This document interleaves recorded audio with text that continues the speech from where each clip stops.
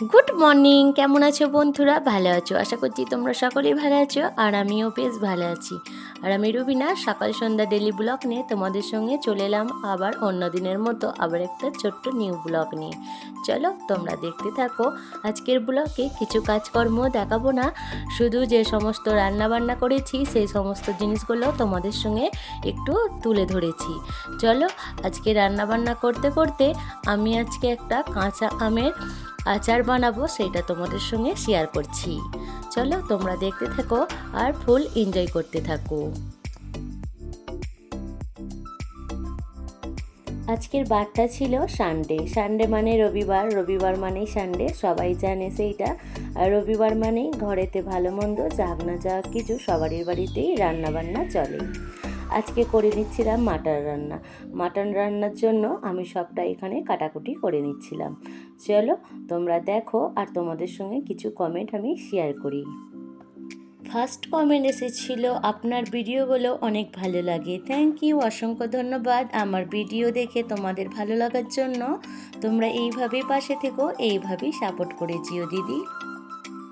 Third comment এসেছিল, তোমার ভিডিওটা অনেক সুন্দর লাগে, সন্ধ্যা থেকে যে যা সমস্ত কাজ করো ব্লকে আকারে তুলে তৈরি করো, খুব ভালো লাগে, ভালোবাসার অবিরাম। থ্যাংক ইউ, অসংখ্য ধন্যবাদ। তুমি এইভাবেই পাশে থেকো, এইভাবেই সাপোর্ট করে যেও।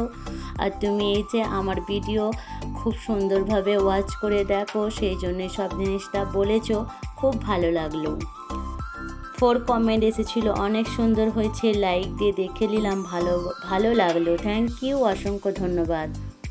5 কমেন্ট এসেছিল, লাইক দিয়ে শুরু করলাম। থ্যাংক ইউ, অসংখ্য ধন্যবাদ আপু।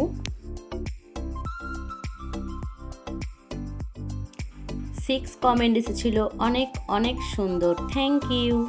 7 কমেন্ট এসেছিল, নোটিফিকেশন পেয়ে চলে এলাম, রান্না খুব ভালো লাগে। থ্যাংক ইউ, অসংখ্য ধন্যবাদ। তুমি এইভাবেই পাশে থেকো দিদি।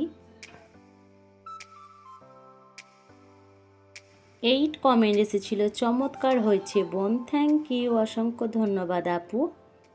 9 কমেন্ট এসেছিল, খুব সুন্দর, ঘর গুছানো থাকে, রান্নার সমস্ত কিছু খুব ভালো লাগে। থ্যাংক ইউ, অসংখ্য ধন্যবাদ দিদি তোমাকে আমার রুম গোছানো সুন্দর লাগার জন্য। তোমরা এইভাবেই পাশে থাকো, এইভাবেই সাপোর্ট করে যেও। 10 কমেন্ট এসেছিল, খুব সুন্দর একটা ব্লগ উপভোগ করলাম। থ্যাংক ইউ, অসংখ্য ধন্যবাদ। 11 কমেন্ট এসেছিল, প্রিয় আপু তোমার কমেন্ট পড়ার সাথে কাজ করো, খুব ভালো লাগে, চিকেন রান্নাটা লাভিও হয়েছে। প্রিয় আপু ভালো থেকো, সুস্থ থেকো, সব সময় দোয়া রইল। থ্যাংক ইউ, অসংখ্য ধন্যবাদ। তোমারও আমার সব সময় তোমারও কাছে দোয়া রইল, তোমার ভিডিওর সাথে সব সময় থাকে, এইটা সে বলতে চেয়েছে। থ্যাংক ইউ, অসংখ্য ধন্যবাদ আপু। আবার তোমায় বলছি, তুমি এইভাবে আমার ভিডিও জুড়ে সব সময় থেকো, তোমারও আমি পাশে আছি। আর এত বড় কমেন্ট করার জন্য অসংখ্য অসংখ্য ধন্যবাদ। 12 কমেন্ট এসেছিল, চিকেন তো দারুণ, খুব সুন্দর রান্না, ভিডিও সুন্দর হয়েছে। থ্যাংক ইউ, অসংখ্য ধন্যবাদ দিদি। এইভাবেই পাশে থেকো, এইভাবেই সাপোর্ট করে যেও। আমার রান্না তোমাদের এত ভালো লেগেছে, আমিও শুনে খুব খুশি হচ্ছি। 13 কমেন্ট এসেছিল, চিকেন দারুণ হয়েছে। থ্যাংক ইউ, অসংখ্য ধন্যবাদ দিদি। 14 কমেন্ট এসেছিল, চিকেন রেসিপি দারুণ হয়েছে। থ্যাংক ইউ, অসংখ্য ধন্যবাদ।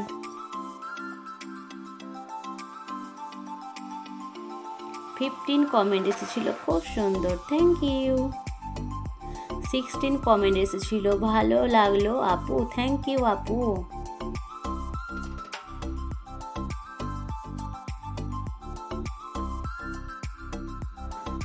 18 কমেন্ট এসেছিল, সব কিছু অনেক সুন্দরভাবে গুছিয়ে দেখিয়ে দিলে দিদি ভাই, অনেক ভালো লাগলো। থ্যাংক ইউ, অসংখ্য ধন্যবাদ আপু, তুমি এভাবেই পাশে থেকো।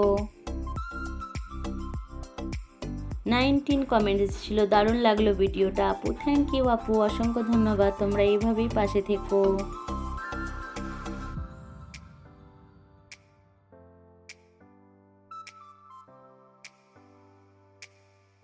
20 কমেন্ট এসেছিল, অনেক ভালোবাসা। থ্যাংক ইউ, তোমাকেও অনেক ভালোবাসা আমার তরফ থেকে। তোমরা যে আমায় এত ভালোবাসা দিচ্ছ, এত সুন্দর সুন্দর কমেন্ট করছো, তোমাদের কমেন্ট পেয়ে সবারই খুব মোটিভেট হই। পরবর্তী ভিডিও বানাতে খুব আমায় ভালো লাগে। যত কষ্টই হোক না কেন, কষ্টর বীজ কেন, তোমাদের সঙ্গে ব্লগ আমি ছাড়ার চেষ্টা করি।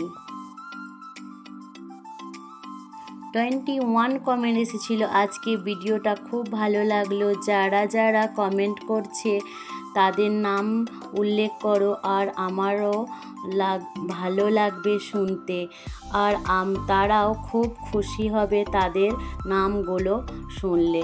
ঠিকই বলেছো, আমি তো নাম ধরেই কমেন্ট করতাম। তো এই কদিন আমি ভাবছিলাম ফার্স্ট সেকেন্ড বলে একটু কমেন্টগুলো শেয়ার করি, তাহলে ভালো লাগবে। প্রত্যেক দিনই একরকম কমেন্ট হয়ে যাবে, তো সেই কারণেই আমি আর নামগুলো লিখছিলাম না।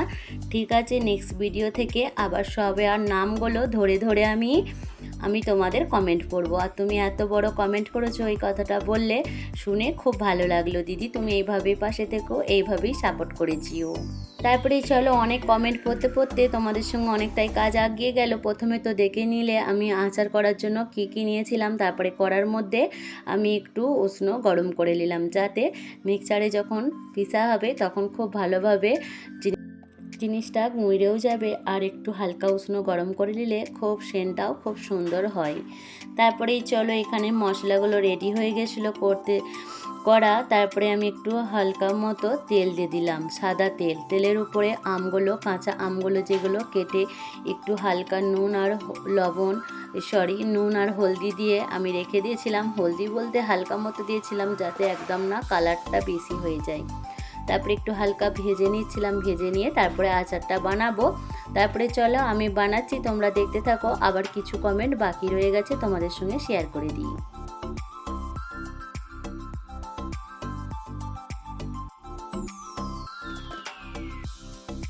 22 কমেন্ট এসেছিল, ভেরি নাইস, থ্যাংক ইউ, অসংখ্য ধন্যবাদ। 23 কমেন্ট এসেছিল, very nice, thank you. 24 comment এসেছিল, বাহ ভালো লাগলো, থ্যাংক ইউ, অসংখ্য ধন্যবাদ। তারপরেই চলো, এখানে আমার ভাজা কমপ্লিট হয়ে গেল। হালকা হালকা ভেজেছিলাম, কিছু কিছু জায়গা লাল মতো হয়ে গেছিলো। তারপরে চটজলদি তুলে নিলাম। তারপরে চলো আমি আচারটা এবার বানিয়ে নিচ্ছি। প্রথমে দিয়ে দিয়েছিলাম গুড় বলতে খেজুর গুড় দিয়ে করছিলাম। যেহেতু বাড়িতে খেজুর গুড়টাই ছিল, ভাবলাম এইটা দিয়েই করি, আর একটু বেশ ভালো টেস্ট হবে। তারপরেই চলো গুড়টা দিয়ে একটু খুব ভালোভাবে নাড়াচাড়া করে ফুটিয়ে নিচ্ছিলাম, যাতে আর একটু গাঢ় হয়ে যায়। আর কি বলো তো, না গাঢ় মতো হলে সঙ্গে সঙ্গে যদি আমটা দিয়ে দিই অতটা ভালো হবে না, আমটা একদমই গলে যাবে। তো দেখো খুব ভালোভাবে গুড়টা এখানে আমার ফুটে গেল। আর একটু গুড় বাকি ছিল, সেইটা অন্য একটা হাঁড়িতে দিয়ে ফুটতে নিচ্ছিলাম। যেহেতু অনেকটাই গুড় ছিল, রেখে দিলে যদি খারাপ হয়ে যায়, সেই কারণে ফুটিয়ে রেখে দিয়েছিলাম, ঠান্ডা করে অন্য জায়গায় রেখে দেবো। তারপরে এই সাইডে দেখতে পাচ্ছ আমি শুকনো লঙ্কা আর কিছু মশলা যেগুলো নিয়েছিলাম সবটাই মিক্সারের মধ্যে এবার আমি পিষে নেব। তো সেই কারণেই রেডি করছি। আর কি বলো তো, পিষে দিলে ভাবছিলাম একবার হয়তো গোটাই দিয়ে যেরকমভাবে করে অনেক সবাই সেইভাবেই করব। তো ভাবলাম না, চলো একটু পিষে দিলে বেশ টেস্টিটাও ভালো লাগবে, আর লঙ্কাটাও খুব সুন্দরভাবে এখানে পিষা হয়ে যাবে, তাহলে বেশ সেন্টটাও খুব সুন্দর ফুটবে। তোমরা যদি করে দেখতে পারো এরকমভাবে করো, অনেক মানুষই প্রায় করে থাকে এরকমভাবেই। তো আমি এইটা সেই কারণেই করলাম। তারপরে এই সাইডে আমার গুড়টা বেশ খুব সুন্দরভাবে ফুটে গেছিলো, অনেকটাই বাটার টাইপের হয়ে চলে এসেছিলো, বেশ চিটচিটো ভাবও চলে এসেছিলো। তো সেই কারণেই দিয়ে দিলাম আমগুলো, দিয়ে একবার ঢাকা দিয়ে দিচ্ছিলাম।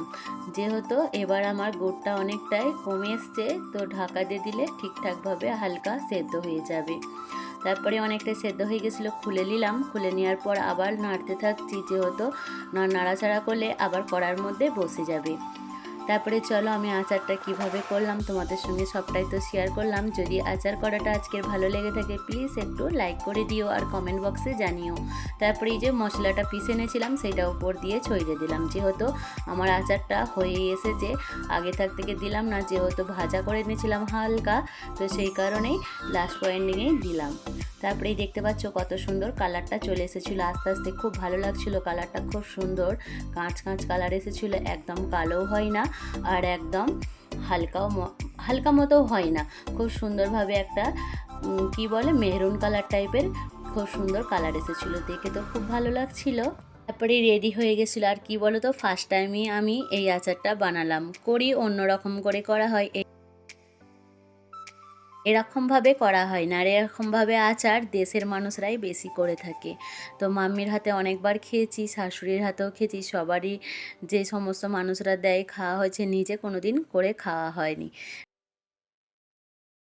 তারপরে চলো, আজকে যদি আমার আচার বানানোর রেসিপিটা ভালো লেগে থাকে প্লিজ একটা লাইক করে দিও, আর প্লিজ কমেন্ট বক্সে জানিও। আবার বলছি চলো, তারপরে রাত্রিরে হয়ে গেছিলো অনেকটাই, তো রাতে আম নিয়ে এসেছিলো, তো আমগুলো এবার তুলে নিচ্ছিলাম। দেখতে পাচ্ছ এখানে আমগুলো কত সুন্দর এখন পেকে গেছে দেশে। তো এখন আম কিছু গাছে হয়তো পেকেছে, কিছু গাছে হয়তো এখনও পাকেনি। তো এখানে 3 মাস হয়ে গেল আম আমরা খাচ্ছি, অনেক দিন থেকে নিয়ে আমটা পাওয়া যাচ্ছে।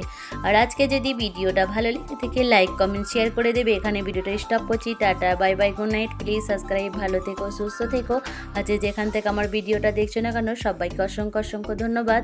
আর কি বলো তো, গলাটা একটু বেশ বসার মতো হয়ে গেছিলো, যেহেতু শরীরটা ভালো ছিল না, আমার ভয়েস দিতে খুবই কষ্ট হচ্ছিল। তারপরে চলো এখানে আম কাটাকুটি করে খেতে থাকি, তোমরা দেখতে থাকো। বাই।